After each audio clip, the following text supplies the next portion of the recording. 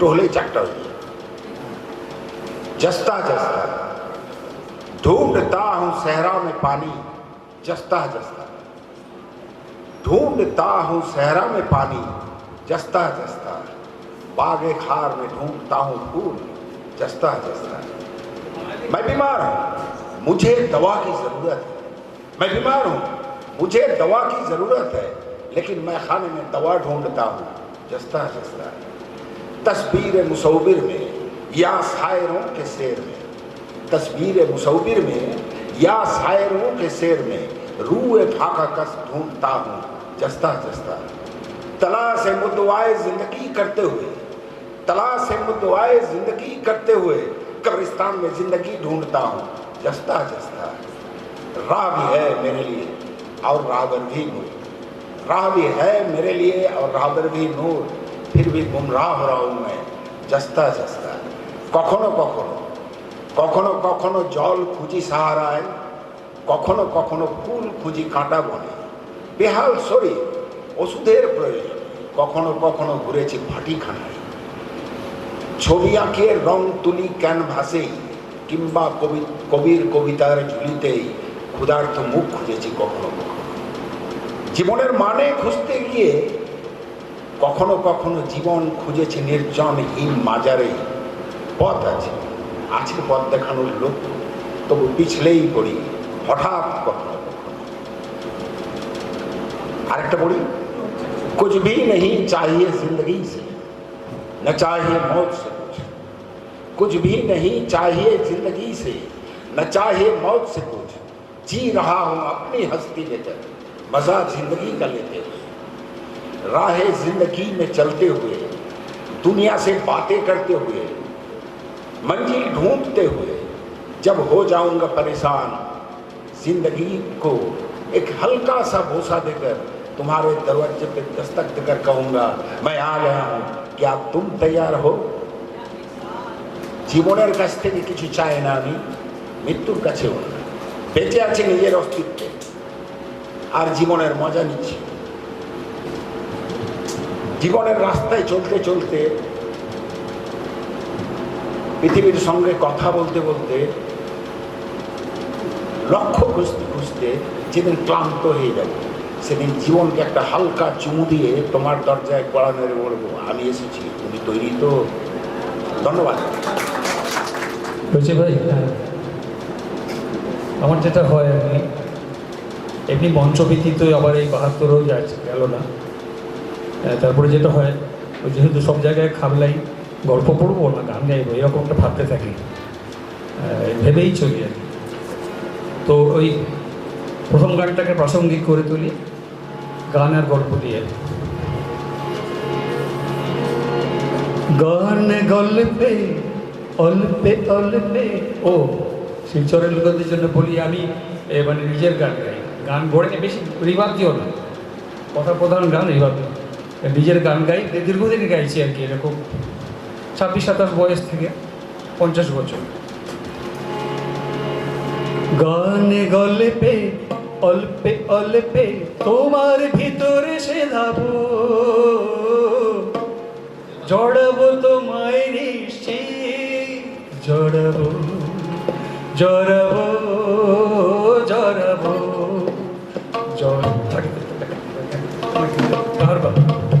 আস্তে করে কমিয়ে দিন, কমিয়ে দিন, কমিয়ে দিন।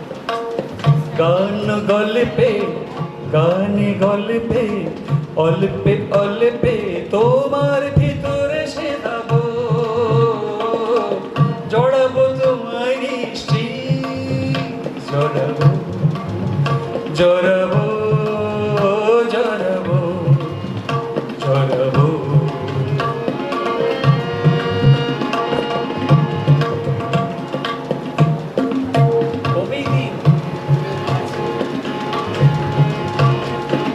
তোমার বাতাসে কি পাখিদের ডানায় আছে, তোমার আবাসে কি কোঠারের বানায় আছে, এমনি অনেক প্রশ্নে আর গল্পে গানে ভাবাবো তোমায় নিশ্চিত, ভাবাবো জড়াবো জড়াবো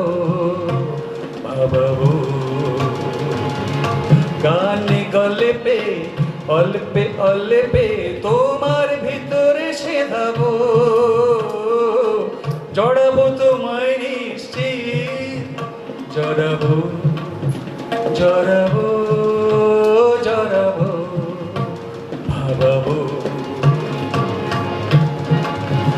তুমি একটু বসো কাছে, একটু দাঁড়াও, গানের সাথে গানে গল্পের সাথে গল্প ছাড়া আরো যা বিকল্প আছে, সেই সবে কথা বিনিময় করে যাও।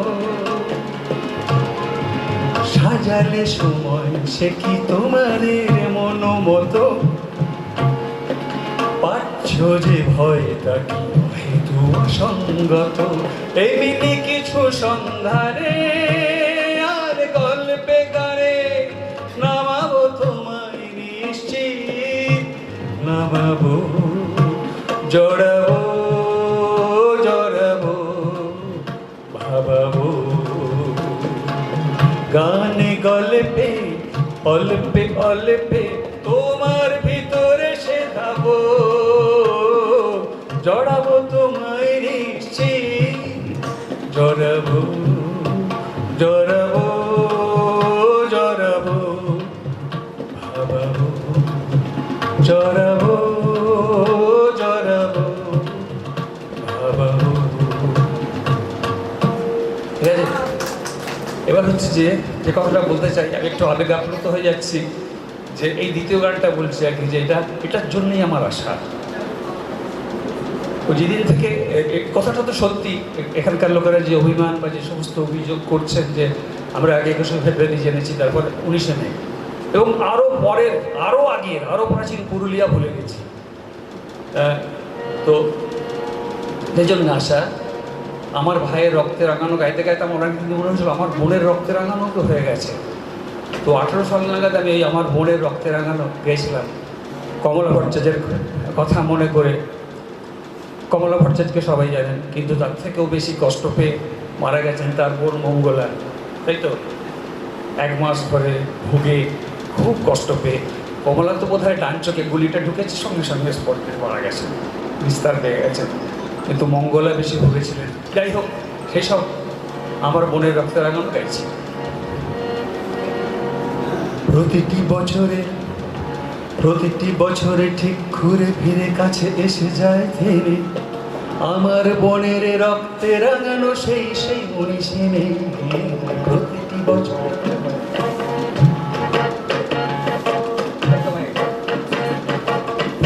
বছরে ঠিক ঘুরে ফিরে কাছে এসে যায় থেমে, আমার বোনের রক্তে রাঙানো সেই 19শে মে।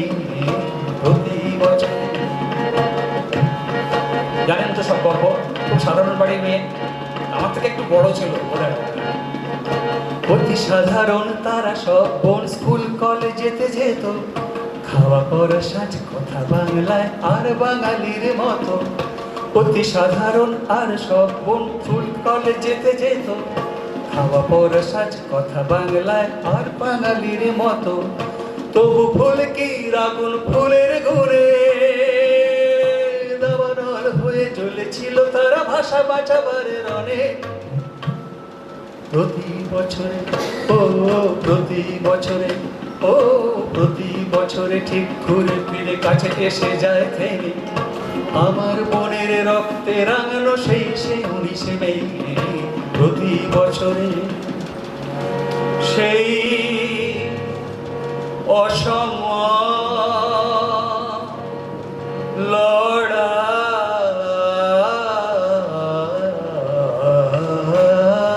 লড়াই কেড়ে নিল কিছু বাঙালির বোন ভাই, স্মৃতির বিষাদে তাদের অবস্থান, স্মৃতির বিষাদে তাদের অবস্থান। কতটুকু আর বোঝাতে পারে আজ নিলিমের গান। ভাষা সন্ত্রাস সেই আগ্রাস আমরা কি ভুলে যাব, ভাষা আগ্রাস সেই সন্ত্রাস আমরা কি ভুলে যাব। সব ভাষাকেই ভালোবাসবার, সব ভাষাকেই তার মর্যাদা দেবার বার্তা দেব। আর ভাষা শহীদের আর ভাষা শহীদের আবেগে বলল রে, পৃথিবীর কাছে এই শোকের কথা বারবার যাবো গে। প্রতি বছরে ঠিক ঘুরে ফিরে কাছে এসে যায় থেমে, আমার বোনের রক্তে রাঙানো সেই সে 19 মে। প্রতি বছরে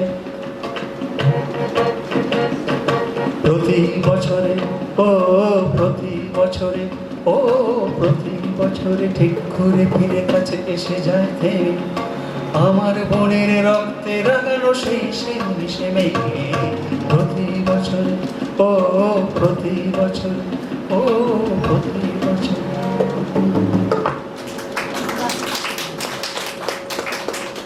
এসো আষাঢ়, এখন আর শার্ট কিনতে হয় না আমার তোমার জন্য, খুঁতখুঁতে পছন্দের তোমার। বোতাম ছিঁড়ে গেলে সুতোর খোঁজে তোলপাড় করতে হয় না রং মিলান্তি বাক্সর ভেতর থাকা সাম্রাজ্যের। সবসময় কেমন এতল বেতল থাকি এখন। এই যে আষাঢ় মাস এসেছে, তোমার জন্মদিন তো শেষ আষাঢ়ে, তবু প্রতিটি দিনই আষাঢ় আমার। যে হেমন্তে মেয়ের জন্মদিন বলে উচ্ছ্বসিত হতে তুমি, সেটাও এখন আমাদের আষাঢ়। ভাদ্র এলেই আমাকে নিয়ে তুমি যেভাবে উল্লাস করতে, সে আমার জন্মদিনেও আমি কে দিল আবার ও আষাঢ় বলে গান খুঁজি গো। তুমি কেন যে এত উতলা, সে আমি আমার প্রতিবিম্ব ধরেই বোঝার চেষ্টার সাম্রাজ্যে দণ্ডি কাটি রোজ। জানো, আমাকে বুঝবে কে, কেনই বা বুঝবে, এসব এখন রোজ হোম টাস্ক আমার। হলদিয়ার আশিস মিশ্র যখন খুব কথা বলে অবক্ষয়ের, তখন ভাবি তোমাকে যদি এই কথাগুলো পড়াতে পারতাম। কিংবা শাকিলদা যখন কাব্যময় ভ্রমণ করে শিলং টু হংকং, তার নির্যাস। আমি খুব বোকা বনে গেছি জানো। আসলে বন্ধু বা মনের কথা পাতাবার শেষ সইকে ফেলে এসেছি 80-র দশকের শেষে। এখন তুমি নেই, সই নেই, আমার মনও নেই, কিন্তু আমি আছি। আর আছে উত্তরনগর, যেখানে বসত করবে আমাদের উত্তর টানের শেষ সম্বল। তখন নিশ্চয়ই স্বাধীনতার শতবর্ষ পালন হবে যথার্থ অভিক্ষেপে। ভুলি কি করে তুমি দিশারি ছিলে এই আধুনিক আষাঢ় মাসের শেষ দিনে এটা লেখা। নমস্কার। দারুণ কবিতাটা পড়লেন, আমরা সবাই আবেগান্বিত হয়ে গেলাম কবিতাটা শুনে। আমি ডেকে নিচ্ছি রাইটার্স ওয়ার্ল্ডের সভাপতি স্বপন ভট্টাচার্যকে। কবি স্বপন ভট্টাচার্য। সুরঙ্গমার বেদনা তো আমরা অনুভব করতে পারি মাত্র, পুরোটা বুঝতে পারি না। আমি সেজন্য একটু মোড় ঘুরাই। আমি দুটো কবিতা পড়বো। তার প্রথম কবিতার নাম হচ্ছে মারিয়ানা ট্রেঞ্চ। মারিয়ানা ট্রেঞ্চ আপনারা জানেন অনেকে, যে এটা সাগরের ভেতরে, অর্থাৎ পৃথিবীর ভেতরেই বলা যায় গভীরতম বিন্দু, সাগরের ফাটল শেষ পর্যন্ত যেখানে পৌঁছেছে, যতদূর মানুষ যেতে পারে, সেটাই হচ্ছে মারিয়ানা ট্রেঞ্চ। কবিতার নাম মারিয়ানা ট্রেঞ্চ, যদিও কবিতার বিষয় সেটা নয়। যাই হোক, ডুবে যেতে যেতে ভাবি জলই যথার্থ সবুজ, এমন নরম রং ধানে ভরা মাঠে মিলবে না। লুপ্ত ফুসফুস যেন পিঞ্জরে ভাঙা পিলসুচ, অথচ নির্লজ্জ চামড়া অকস্মাৎ মেলেছে পাখনা। বাড়ানো হাতের পাতা নেচে দিল মাছও খানিক, ডুবে গেলে বোঝা যায় জলে কেন ডুবে যায় ডানা। আরো গভীরে নাকি তল নেই, ট্রেঞ্চ মারিয়ানা। এখানে দিগন্ত নেই, জলেই প্রথিত চারিদিক। নিজেকে এবার ক্রমে মহাকাশচারী মনে হয়। শূন্যে নিরালম্ব পা, জলে তার পলায়ন নেই। জল পীড়িত বটে, ডুবে যেতে তার ভারী ভয়, বুকের ছলাপ দেবে আদরে ভাসাবে ভাবা যেই, জল বিপদ বোঝে, বোঝে তার পালাবার হয়েছে সময়। ডুবে যেতে যেতে ভাবি, জলও আমার মতো স্খলিত চরণ, হৃত শ্বাস আলিঙ্গন, সামান্য আরতি বটে এই নিমজ্জন।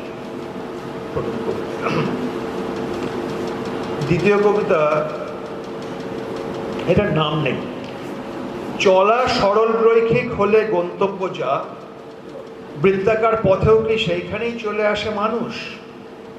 সোজা বৃত্ত অথবা আঁকাবাঁকা পথে প্রতিবার চলন বদলে দেখা যায় নিকোনো ঘরের দরজায় জলাশয় কেটে মাছ ছেড়ে রেখেছে ধীবর।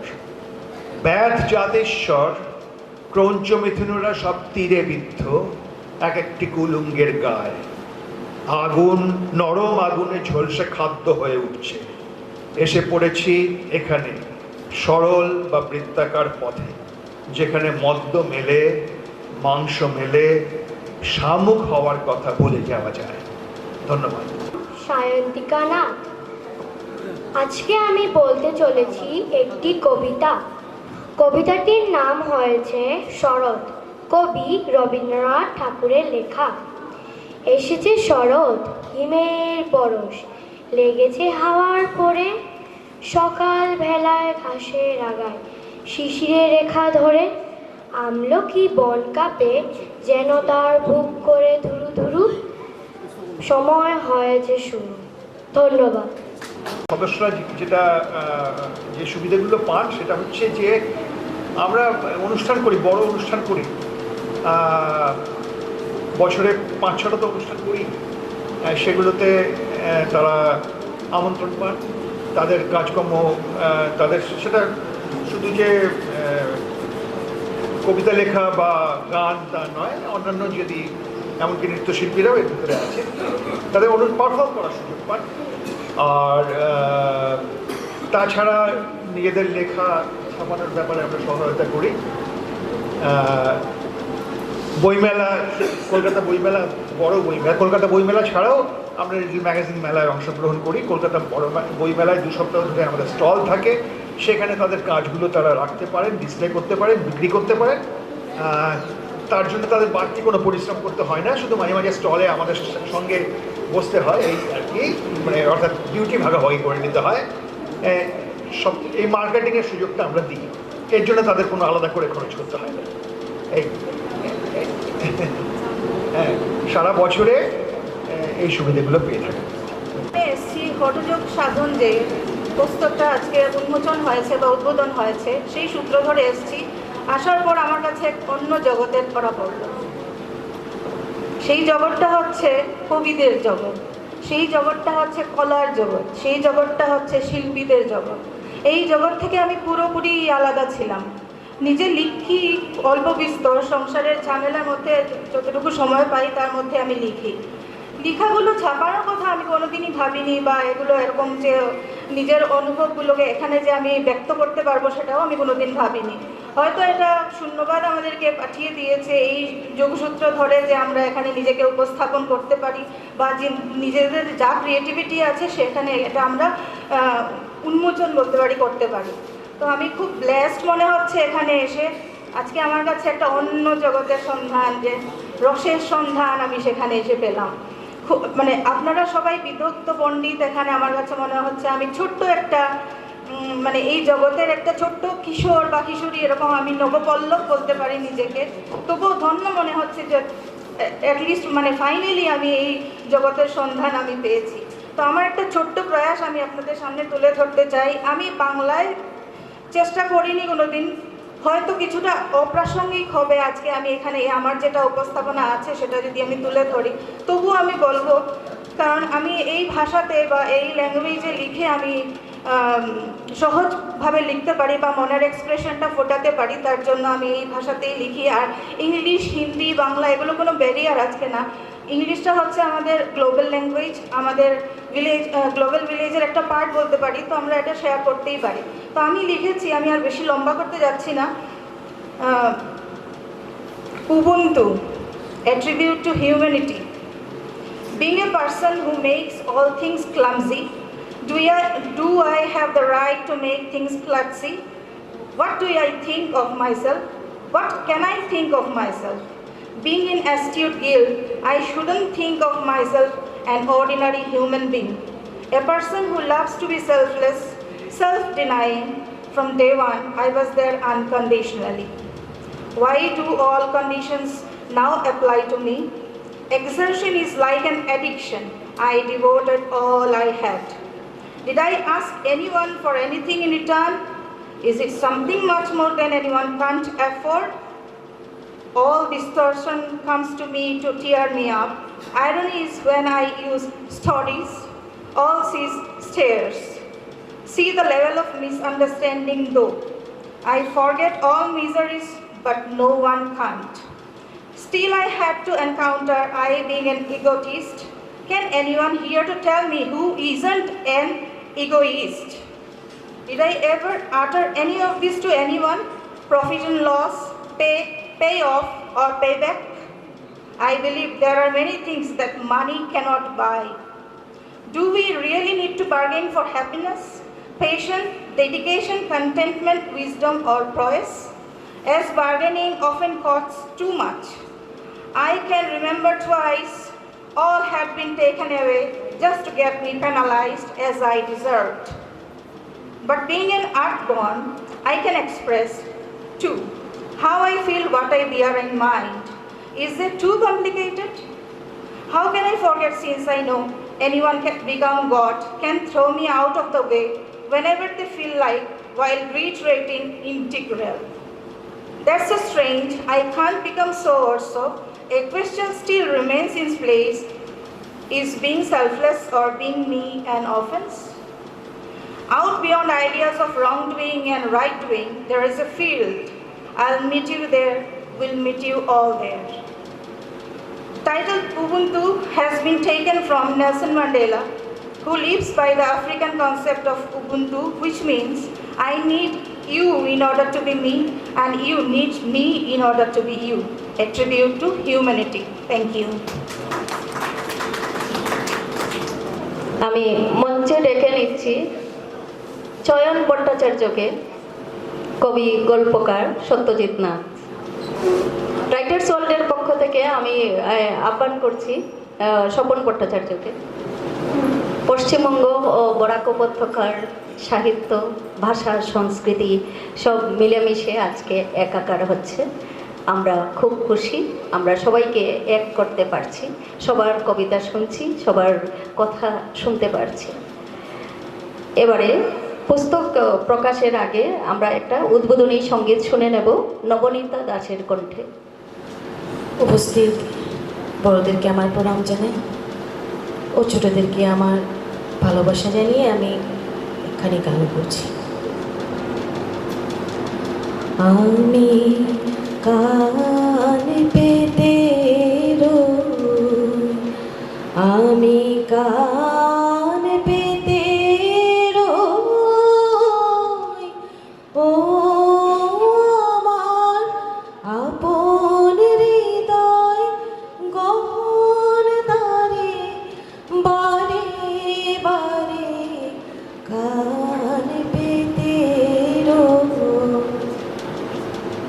কোন গোপন বাঁশির কান্নাশির গোপন কথা শুনি বারে বারে বারে কান পেতে রই, আমি কান পেতে রই।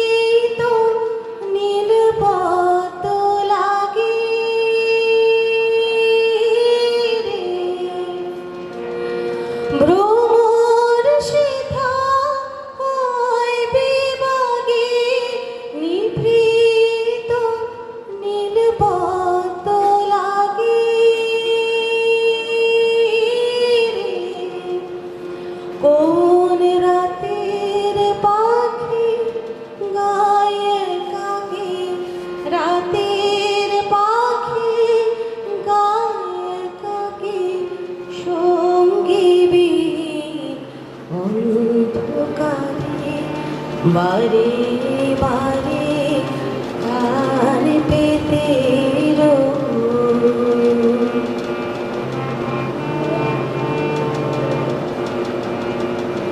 কে সে মন কে বা জানে কিছু তার দেখি অভাব কিছু পাই অনুমানে কিছু তার বুঝি না বা মাঝে মাঝে তার বারতা আমার ভাষায় পাই কি কথা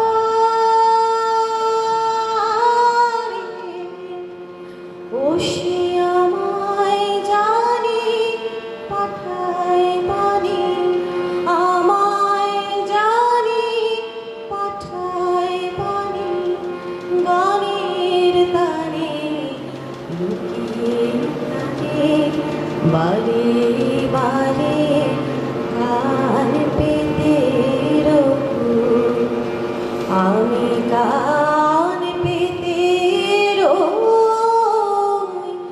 ও আমার আপন হৃদয় গহন দ্বারে বারে বারে কান পেতে কান পেতে ধন্যবাদ।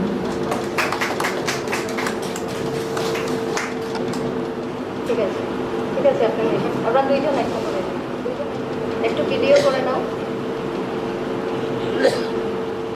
উপস্থিত গুণীজন, আমি আনন্দিত সমীক্ষাগুচ্ছ প্রকাশে উপস্থিত থাকতে পারায় লেখক রসেন্দ্র কুমার দে মহাশয়।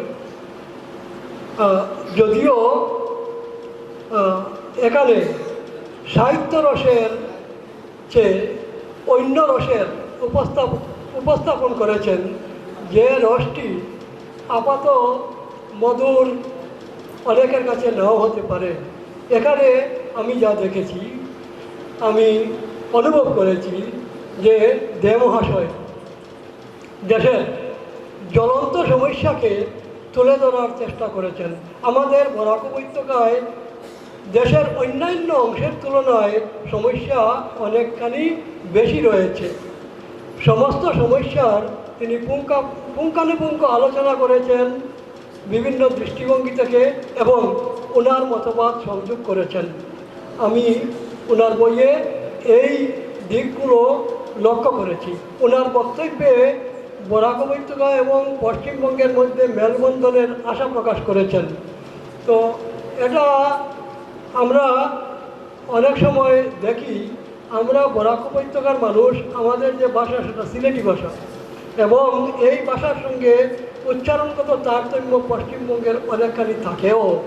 এবং আমরা যদিও বাংলা ভাষা শিখি, বাংলা ভাষায় পড়াশোনা অধ্যয়ন অধ্যাপনা করি, কিন্তু আমাদের উচ্চারণগত একটা তারতম্য রয়েই যায়। সেজন্য হয়তো পশ্চিমবঙ্গ এবং বরাক উপত্যকার কথাটা রসেন্দ্রবাবু উচ্চারণ করেছেন, এটা অনেকের মনেই ঘুরপাক খায়। তো সবশেষে আমি এটাই বলতে চাইব যে রসেন্দ্রবাবু গুণীজন হিসাবে যথেষ্ট, এবং উনি যে সমস্ত সমস্যার উল্লেখ করেছেন সেই সমস্যাগুলো জ্বলন্ত সমস্যা, এবং এই ধরনের মানুষ সমাজে আরও এগিয়ে আসা উচিত। শুধু কবিতায়, গল্পে আর সাহিত্যের অন্যান্য অঙ্গনে বিচরণ করার চেয়ে সমস্যা নিয়ে আলোচনা করা খুবই প্রয়োজনীয়, এবং সমস্যার সমাধান দেওয়া আরও প্রয়োজনীয়। উভয় দিকটি তিনি গ্রন্থে আলোচনা করেছেন, সেজন্য তিনি ধন্যবাদের যোগ্য মানুষ। তপন ভট্টাচার্য মহাশয়কে কিছু বলার জন্য অনুরোধ করছি। আমি অনুরোধ করব আপনাকে যে আপনি এই পশ্চিমবঙ্গে যে বইয়ের বিক্রি বাট্টা নিয়ে কিছু বলুন। এই যে অনবরত বই প্রকাশ পাচ্ছে, আমাদের এখানেও প্রচুর বই প্রকাশ পাচ্ছে, আপনাদের ওখানে তো হচ্ছেই, তো সে ব্যাপারে কিছু বলুন, যে বইয়ের যে বিপণনের ব্যাপারে। ধন্যবাদ। সেটা বলছি, ওই বিষয়ের কথা যেটা বললেন সে কথায় পরে আসছি। তার আগে বলি যে রসেন্দ্রবাবু তিনি তার এই যে সমীক্ষাগুচ্ছ প্রথম ও দ্বিতীয় খণ্ড আমি দুটো দেখলাম, উনি এইখানে বসে উনি কিন্তু সারা ভারতবর্ষে এখানে যেরকম বিজয় মালিয়াকে নিয়ে, যেরকম কয়লা কেলেঙ্কারিকে নিয়ে, যেরকম accidental prime minister Manmohan Singh, প্রতিটি প্রায় 30-40টা প্রবন্ধের পোস্ট এডিট উনি লিখেছেন এবং তার সেই সংকলন এটা, সেই প্রবন্ধগুলোর সংকলন এটা, এই দুটো খণ্ডে। আমি নিজেও একজন প্রাবন্ধিক, আমার প্রবন্ধের বই বেরিয়েছে। আমি জানি যে প্রবন্ধ লেখা কি শক্ত ব্যাপার, কি কঠিন ব্যাপার, বিশেষ করে বিষয়ভিত্তিক প্রবন্ধ, মানে এর পেছনে যে পরিশ্রম লাগে। আমি কবিতা গল্প তো লিখি, কিন্তু প্রবন্ধ একটা প্রবন্ধ লিখতে গেলে এবং প্রবন্ধ লেখার যখন চাপ থাকে, বিশেষ করে পত্রিকার জন্য বা পোস্ট এডিটের জন্য যখন লিখতে হচ্ছে, খুব অল্প সময়ের ভেতরে লিখে দিতে হচ্ছে, সেই সময়ের ভেতরে একটা প্রবন্ধকে পাঠকের কাছে পৌঁছে দেওয়ার সহজ, যাতে পাঠক সেটা নিতে পারেন সহজে, সেভাবে পৌঁছে দেওয়া খুবই কঠিন কাজ। এই কঠিন কাজ উনি এত বছর ধরে করে গেছেন এবং সেই তার ফলশ্রুতি আজকে এই দুটি খণ্ড। আমি আপনাকে একজন ক্ষুদ্র অতি সামান্য প্রাবন্ধিক হিসেবে, আপনি অগ্রজ প্রবন্ধকার, আপনার যে শারীরিক অবস্থা তাতে আমরা তো সবাই, আমাদের কর্মক্ষমতা এক সময় না এক সময় সীমাবদ্ধ হয়ে আসে। তবুও আমি আশা করব যে আপনি আরও কিছুদিন লিখতে পারবেন, আপনি সুস্থ হন, নিরাময় হোক এবং যে বিপত্তির ভেতর দিয়ে যাচ্ছেন। আর গ্রন্থ বিক্রি ব্যাপারে আমি পশ্চিমবঙ্গের ক্ষেত্রে যে চিত্র দেখছি তাতে তো খুব নিরাশ হওয়ার কোনো কারণ দেখছি না। কেননা আমরা দেখেছি যে ছোট ছোট যে সমস্ত পাবলিশার্স যারা কলেজ স্ট্রিটে ফুটপাথের এধারে টিনের ঘুপচিতে নিজেরা শুরু করেছিলেন, তারা ফুটপাথের ডান দিকে বড় শোরুম করতে পারছেন। একটা ফুটফল হচ্ছে বলেই মানুষের আরও বেশি লোক আসছেন বলে ছোট ছোট যে সমস্ত দোকানগুলোকে ফুটপাথে ছোট্ট টিনের ঘুপচিতে হতে দেখেছিলাম, তাদের আজকে বেশ বড় বড় শোরুম হতে দেখছি। সুতরাং একেবারে নিরাশ হওয়ার মতো তো নয়। তবে কি যে ধরুন একটা সমীক্ষা গুচ্ছের মতো দুটো খণ্ড, এই দুটো খণ্ডের বিক্রির সম্ভাবনা, আর একজন সত্য লিখতে শুরু করেছেন, 3-4 বছর লিখেছেন, এধার ওধার পড়ে ডিটেকটিভ সাহিত্য লেখেন, তাই তিনি 120 পাতার 130 পাতার রহস্য রোমাঞ্চ বা থ্রিলার বা ভূত নিয়ে উপন্যাস, ছোট গল্প সংকলন, এগুলো করলেন। এই দুটোর বিক্রি একরকম হয় না, হওয়ারও নয়, যে কোনো কারণেই হোক। সেই জোরের একটা বিক্রি এখন খুব দাঁড়িয়েছে, তাদেরই খুব রমরমা দেখি। আবার মানে গল্প উপন্যাসের বিক্রিতে ওই দু ধরনের, এক ধরনের বিক্রি হচ্ছে যেগুলো একটা জ্বরের গল্প উপন্যাস বলেই বাজারে প্রথম থেকে আসছে, সেগুলো একটা বাজার হয়তো থাকেই, মানুষ কেনে, পাঠকও আছেন বলেই কেনে। কিন্তু ভালো লেখা সেটা মুখে মুখে ছড়ায়, পাঠকের ভেতর দিয়েই ছড়ায়। ভালো লেখা চাপা পড়ে থাকে না, ভালো লেখা বিক্রির জন্য আটকেও থাকে না, এবং আজ না হলেও কিছুদিন পরে সেটা সবসময় সামনে আসে। এবং এইভাবে আমি উদাহরণ দিতে পারি, আপনাদের ত্রিপুরারই সন্তান শোভন মহারাজ, সন্মাত্রানন্দ যার নাম, সন্মাত্রানন্দ নামে লেখেন, ত্রিপুরারই লোক। তিনি প্রথম উপন্যাস লিখলেন নাস্তিক পণ্ডিতের ভিটা, আপনারা নাম শুনেছেন কিনা জানি না। এখন তার বোধহয় 21-22 এডিশন চলছে, সেই বইয়ের 21-22 এডিশন চলছে। তা তিনি তো খুব মনোরঞ্জক উপন্যাস লেখেননি, তার ভাষার ভেতরেও খুব শহুরে আধুনিকতা নেই, রীতিমতো জটিল ভাষা। আর বিষয়েও তিনি 200 বছরের এদিক ওদিক চলে যাচ্ছেন, প্রথম অধ্যায় থেকে দ্বিতীয় অধ্যায় 200 বছরের তফাৎ, টাইম আর বিষয়, এই দুটো এমন অসম্পৃক্ত আপাতভাবে যে সেখানে টানা গল্পের সম্ভাবনা নেই, অথচ গল্প আছে একটা, এবং ধরুন ব্যাপকভাবে বিক্রি হলো। যারা সবাই কিনলেন সবাই যে পড়বেন বা পড়ে সমান মুগ্ধ হয়েছেন তা নয়, কিন্তু সংগ্রহের একটা ব্যাপার আছে যে এই বইটি সংগ্রহ করলেন তারা, সেইভাবেও বিক্রি হয়। সুতরাং মানুষের মানে বিষয়ে কেন্দ্রিক সবসময় বিক্রিটা নয়, সব মানে আলটিমেটলি একটা বই একটা কাজের বিক্রি দাঁড়ায় সেটা পাঠকের মহলে কতখানি ছড়িয়ে পড়ছে এবং প্রধানত মুখে মুখে ছড়িয়ে পড়ছে তার উপর বিষয়টা সেরকম। তো সুতরাং একটা পাঠক তো রসেন্দ্র কুমার দে যেহেতু সমীক্ষা লিখেছেন, যেহেতু পোস্ট এডিট লিখেছেন, সেহেতু তিনি পেয়েই আছেন, আপনার একটা পাঠক আছে বলেই আমি ধরে নিচ্ছি। যারা এই প্রবন্ধগুলো পড়েছেন তারা সংগ্রহ করতে চাইবেন বলেই তো আমার মনে হয়, আমার ধারণা। এবং যেহেতু এটা একটা সময়ের দলিল, এই জিনিসগুলো তো মানে accidental prime minister Manmohan Singh তো আর কোনোদিন হবেন না, কিন্তু বহু লোক আছে, যেরকম আমি যেহেতু প্রবন্ধ লিখি, এই দুটো বইই আমার খুব কাজে লাগবে বলে আমার মনে হয়। বহু মানুষ আছেন যারা রেফার করবেন, যারা রেফারেন্স হিসেবে এই বইগুলো চাইবেন, কোনো সময়ের কোনো জ্বলন্ত সমস্যার দিকে ফিরে তাকানোর জন্যে এই বইগুলো, এই বই দুটোতেই এরকম অসংখ্য বিষয় আছে যেগুলো ফিরে তাকানোর জন্য দরকার হবে। সেই হিসেবে এই দুটো বই ঠিকঠাক মার্কেটিং হলে, মানে ইনিশিয়াল মার্কেটিংটা হলে পর আমার মনে হয় এই দুটো বই কিন্তু কাজে লাগবে মানুষের। আমি দুটো বইয়েরই সাফল্য কামনা করছি। ধন্যবাদ। মুখের কথা সব কিছুই আছে, তো একটা কথা আছে না বাংলায়, চোখে খেলে মুখে খায়। তো আমি কিছু তো পড়তে পারিনি, সূচিপত্র দেখেছি।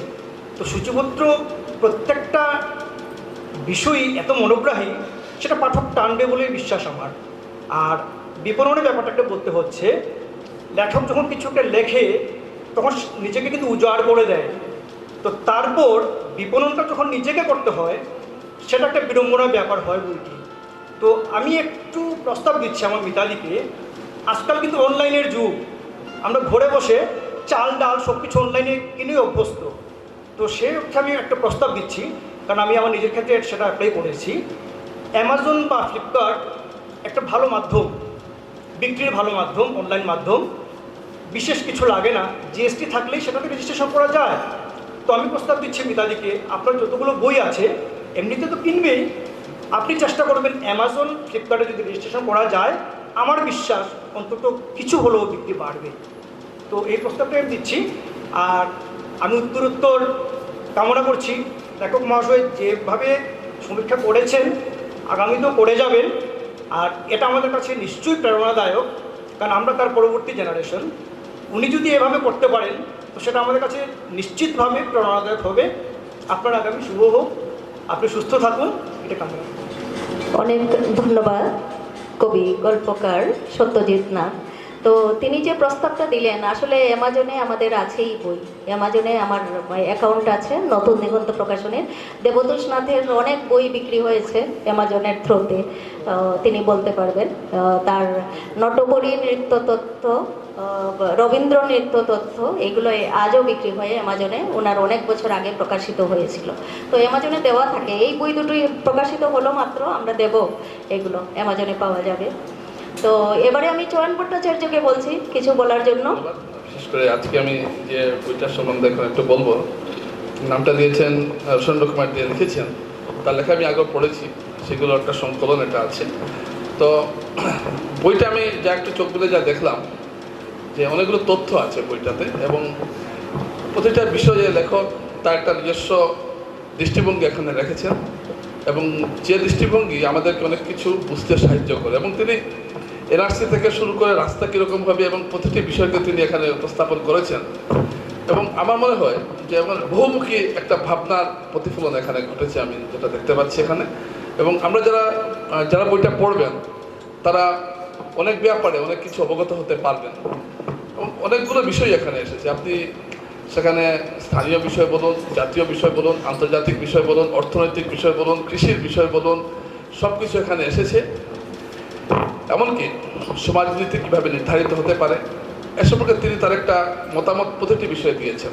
আমরা সাধারণত কী দেখি, মানুষ কোনো একটা বিষয়ের উপর আলোকপাত করে এবং সেই বিষয়টার উপর তার নিজস্ব ধ্যান ধারণা একটা অন্য মানুষকে অবগত করায় যে আমি ভাবছি আপনারা এটা আমার ভাবনা, এরকম একটা আমরা বিভিন্ন লেখায় দেখি বা বিভিন্ন লেখকের। কিন্তু এখানে লেখক অনেকগুলো বিষয়কে স্পষ্ট করেছেন এবং সেই বিষয়গুলির মধ্যে তিনি একটা বার্তা দিতে চাইছেন। আমি পুরো বইটা যেহেতু পড়িনি, কিছু কিছু লেখা তো আমি আগে পড়েছি, তো সবগুলো পড়ে কিছু, কিন্তু আমি একটা নিশ্চিত হয়ে বলতে পারি যে পাঠকরা এখান থেকে অনেক ধরনের লাভবান হবেন এবং যারা বিশেষ করে যারা গবেষণা করছেন বা যারা নতুন নতুন প্রবন্ধ লিখছেন বা যারা কোনো একটা বিষয়ের উপর কিছু জানতে চাইছেন, তারাও একটা এখান থেকে অনেকগুলো তথ্য জানতে পারবেন। তো বিশেষ করে এখন যারা একটা বই লেখার তো সোজা কথা নয়, অনেকগুলো পড়াশোনা করতে হয়, অনেকগুলো তথ্য সংগ্রহ করতে, তারপর একটা বই লেখা যায়। তো লেখক যথেষ্ট পরিশ্রম করেছেন আমি দেখতে পাচ্ছি এবং আমি চাইব যে এই বইটা, আমার যে ধারণা, এই বইটা নামটা দিয়েছেন তিনি সমীক্ষা গুচ্ছ, তো নামটার মধ্যেই একটা ইঙ্গিত রয়েছে যে বইটা কি থাকতে পারে। তো এটা যে কোনো বিশেষ করে অর্থনীতি ছাত্র বা পলিটিক্যাল সায়েন্সের ছাত্র তাদের একটা কাজে আসবে এবং আমরা যারা একটা লেখালেখি করি সংবাদপত্রে, এবং আমাদেরও অনেকটা সহযোগিতা করবে এই বইটা। তো এক কথায় এই বইটা যে তিনি এবং খুব সুন্দর পচ্ছদ, গন্ধ প্রকাশের বই আমার সবগুলোই ভালো লাগে এবং তাদের আপনি একটিও বানান ভুল পাবেন না, এটা আমি গ্যারান্টি দিতে পারি, বা যেগুলো আমি দেখেছি আমি। তো সুতরাং সব মিলিয়ে আমি লেখককে অনেক ধন্যবাদ জানাই যে আপনি অত্যন্ত একটা সময়োপযোগী কাজ করেছেন, পাঠক সমাজ উপকৃত হবে এবং বইটা বাজারে ভালো চলবে বলেই আমার বিশ্বাস। নমস্কার। শুভেচ্ছা জানাচ্ছি। আমার জামাইবাবু প্রসেনজিৎ কুমার দে অনেক দিন থেকে লেখালেখি করছেন, তো আজ আমাদের সামনে বইটি উন্মোচন হলো, তা দেখে আমি ভীষণ আপ্লুত। বিশেষ করে আপনারা সবাই উপস্থিত থাকায় অনুষ্ঠানটা আরও আকর্ষণীয় হয়ে উঠেছে। সবাইকে আমি ধন্যবাদ জানাচ্ছি। ভবিষ্যতেও এইভাবে উনি যেন লিখে যান। বর্তমানে উনি খুবই অসুস্থ আছেন, কেমোথেরাপি চলছে, তো সবাই ঈশ্বরের কাছে প্রার্থনা করবেন উনি যেন খুব শিগগিরই আরোগ্য লাভ করেন। ধন্যবাদ।